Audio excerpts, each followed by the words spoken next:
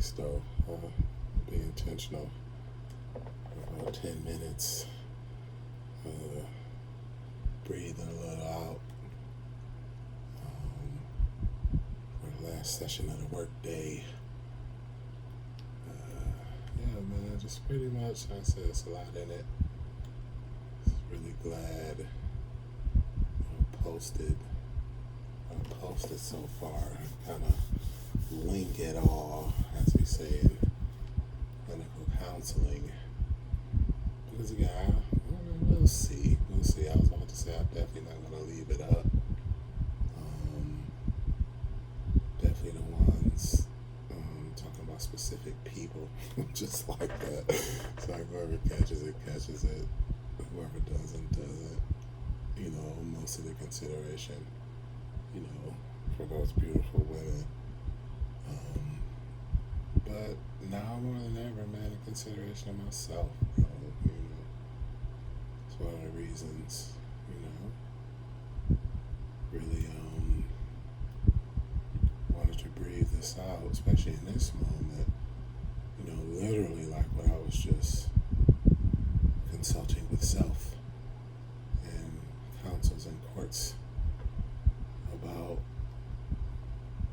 how I've been socialized to be to a degree. But mostly, bro, it's just like the innate nature of who I am. And part of it, more than anything, is just this caring nature. Like I said, bro, I was just saying, it's like, bro, man, why do you care so much, especially about, beings, people, strangers, and all that you never met, where you feel such a connection, and then, thought about times growing up, mostly in response to trauma, but also, again, socialization as well, not caring, at least acting like or presenting like you don't care, being reckless, and danger to self and others, all that other stuff I was talking about. But, just like the work I do, human developmental psychology, all of that other stuff, it's like the origin of it all. Where does it come from? Like, is it choice, like you say, nature or nurture? Or is it naturally how you are? Or are you socialized this way, through how you're treated, your experiences and such, And like you say in cultural psych, it's both, it's nature through nurture, your literal biology, just like the quantum realm, changes and morphs in response to how you experience things, So, like a good counseling session, that was kind of like me answering my own question, again, because it's literally like this tug of war, a battle for survival, like that native saying goes, the two wolves inside of a person, and the one you feed is the one that's going to survive, So, that's one of the things I've been facing. Like I talked about in what I've grown to call quiet talks in the community, of me processing, my life and going through things and trying to present it in such a way that others can do the same, talking about, my experiences with violence and, how, yes, I was socialized to be that way. But there's also, something innate, towards it, just like soldiering and, people are naturally aggressive, just like young athletes, naturally hyperactive, And with the presence of such, I was saying this, a couple of days ago, it's like with the presence of such, it's obviously here and manifested for a reason, meaning there's space for it. So beyond any value-based judgments that we can apply to it, just like people who live in society struggling through addiction, or murderers, killers, predators, all that other stuff. It's part of life for a reason. And I've grown up around and currently work in populations where, again, not only is it shunned and vilified, there's barely even conversations otherwise about its origin, potential purposes, things like that. So the reason I'm saying all of it is just like spiritually, bro, this is how I engage it. I can't be one way all the way this or one way all the way that. Life is all things, and everywhere I've been in my life, it's like, bro, I have to shrink or adjust myself, the things I want to talk about, the things I would prefer to do, to fit in, And just like I've added to my suicide awareness and prevention training and message that I'll be doing, I think the overall theme of it all is there's more. That's why you have to survive the moments, because there's more. And whatever relationship or thought or experience you have that makes you feel like, damn, bro, life ain't ever worth living no more. But there's more. You know what I'm saying? So that's where I'm really at with it. Again, this is, in the sciences, in the practice of clinical counseling. We would call this realm I'm in now existentialism. Meaning, meaning you apply to it, Sir Viktor Frankl, Man's Search for Meaning, very good book, and that's at the core of it. So, I'm at a really good place, in my career, and being around the people that I'm around at this job. Like I told, the director, even from the beginning, like where I'm at, even this is still me shrinking myself and trying to fit in and going through rigid structures that pretty much demands that I adhere to it, you know what I'm saying? In the conscious community, we would call it go along to get along, And everybody that know me know that ain't never been me. So I think that's where I'm at with it. And while I wrap up before this session, I'll probably do a part 2 after, because like I said, bro, I gotta breathe this out, bro. There's a lot in it. There's these cycles, aligning and transitioning. It's the same for me, so I think that's the ultimate thing is, finding a way to blend in more of my shadow nature, not just internally but externally. It's kind of like, playing football or, sparring or standing in for combat, sports, among other options with everything that's going on. I won't go that far ever on recording, but, it's a lot in it. And like I said, I actively and specifically engage it internally in tempered ways, but consistent ways externally. And that's what it's all coming to now, just like I know, just great transition, same type, just like the ultimate parent, like you said, everything is sorted out, loved ones, kids, elders, this, that, the third, and now, you get your time kind of deal. I kind of feel like that's where it's at, so, we'll see where it goes from here. Okay, good. All right. So yeah, man, I'm splice all these together and wrap up, at least this one and post it. But man, one of the things I wanted to say as this thing starts back, man, jumping off this last session for the day.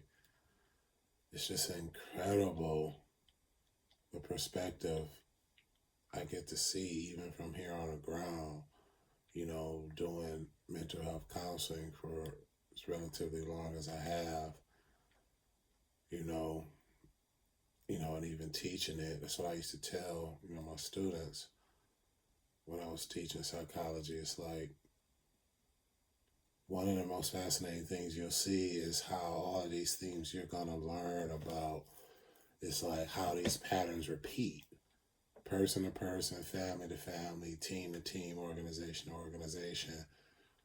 But everybody experiences it differently, and, learning that and then applying it, to the metaphysics of spirit, it's kind of like the same thing, as the season cycles, ages, and eons change. It's like the weather, Everybody experiences the weather.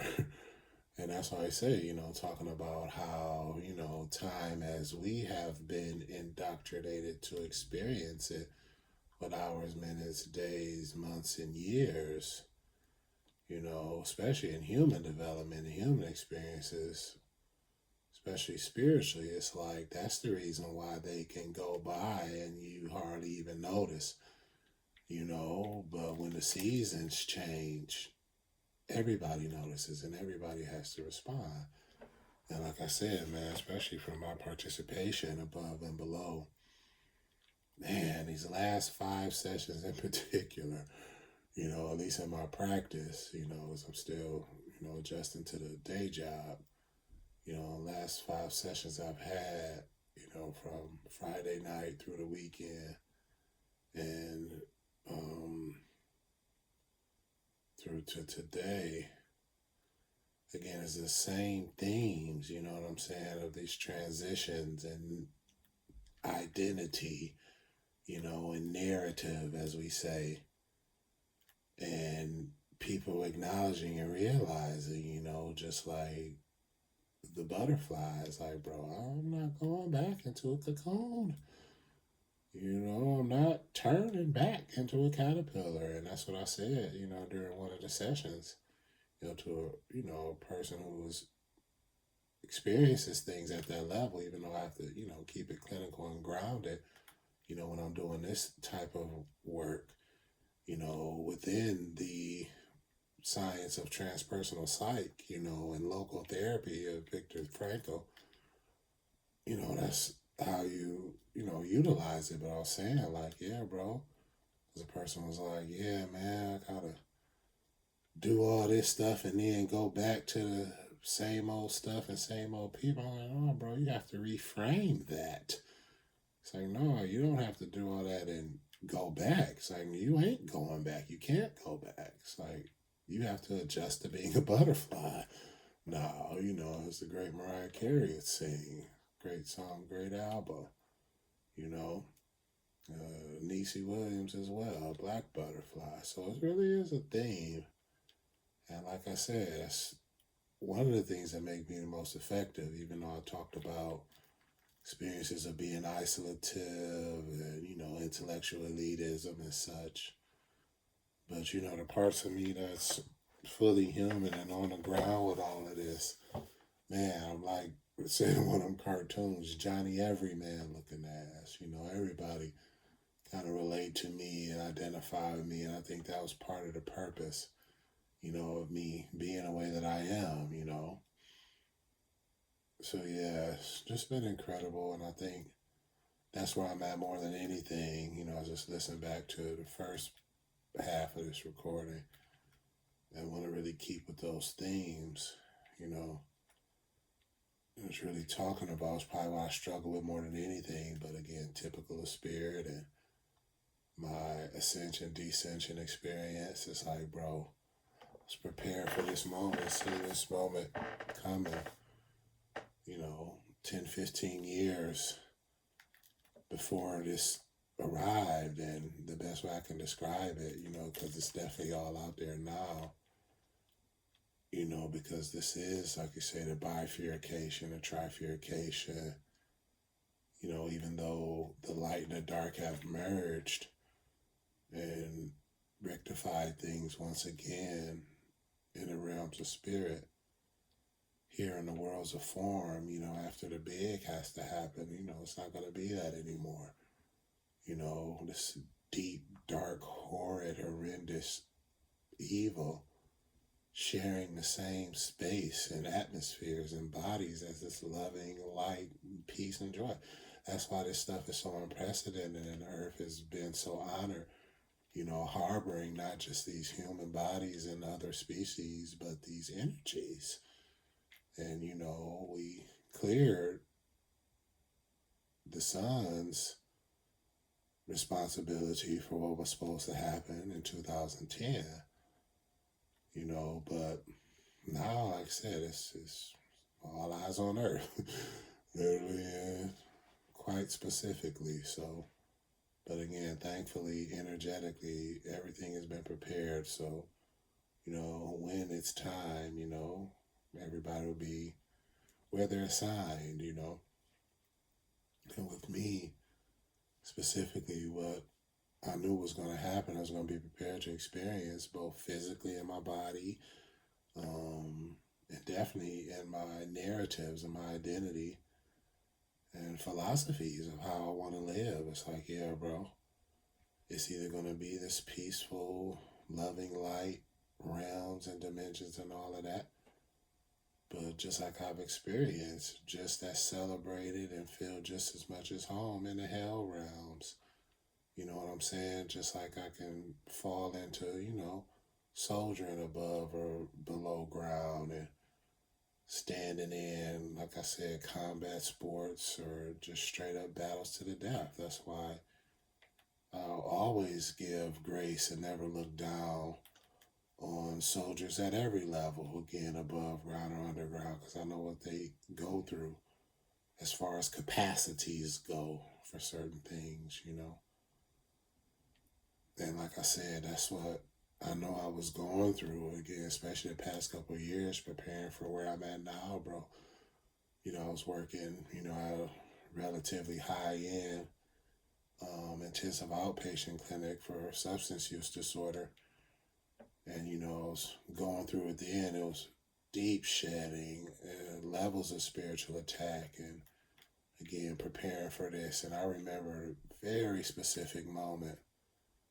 I'm sitting at a light, getting ready to go home, bro. And I'm just feeling like, bro, I'm just so tired of being nice. I'm fucking so tired of being nice to everybody, bro. Like I said, I just want to flame out, raise hell. It's like some of the outlaws used to do. You know what I'm saying? It is what it is. There's no honor or authority higher than my own, And that's probably one of the biggest things I've ever felt. Like I again told the woman I'm working with now, again, it's a long story there, but it's just really open. Like, bro, listen, that's the reason why I'm single. That's where I have children. That's what I own about all of the connections that was or could have been. It's always going to be my shit, because, bro, listen, I don't answer to nobody, and I don't check in with nobody. And even when I'm being nice, I have difficulty with it.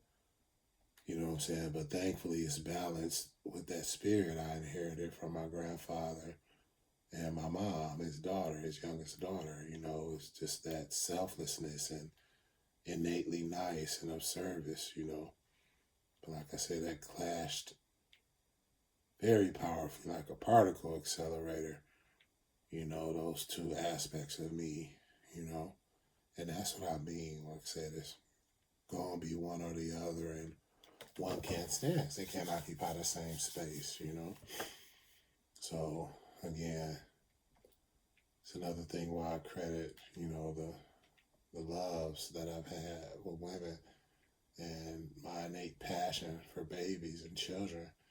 Because, like I've always said, it kept the soft parts of my heart soft.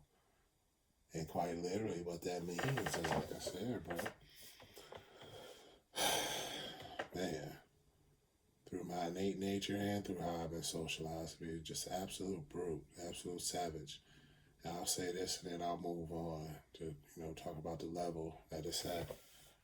I remember, and this was around the time I met the angel. That's what I meant when I said probably would have died, because that was around the time the movie Sin City came out. And Killer Marv is one of my favorite characters, bro. And I remember the first time I seen that one scene, when he was talking about it, like, coming a psycho or a maniac killer, what people always said you was gonna be and stuff like that, bro. I cried, bro.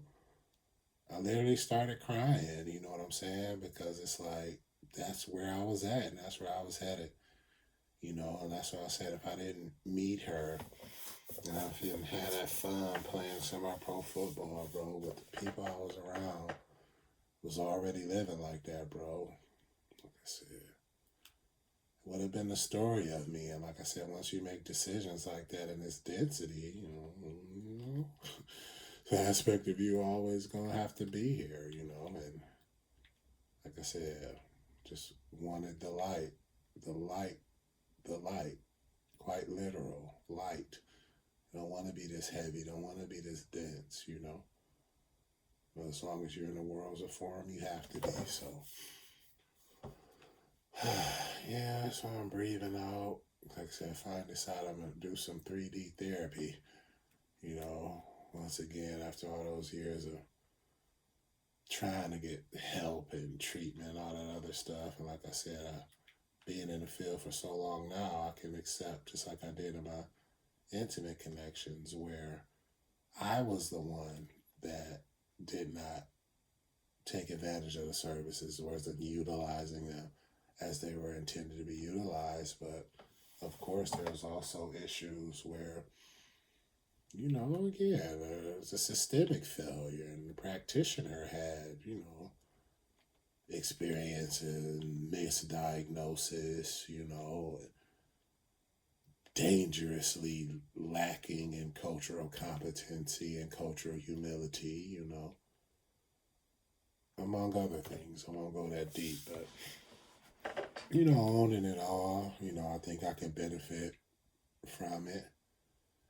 But what I know for certain and for sure is that I cannot continue to operate under these 3D ceilings, bro, and the rigidness, like I said, of medicine these days, and, where I'm going now and managed healthcare and all this other stuff. It's like there is no room for higher levels of thought, not even the sciences of studying, neuropsych and consciousness and the quantum connection of all of that.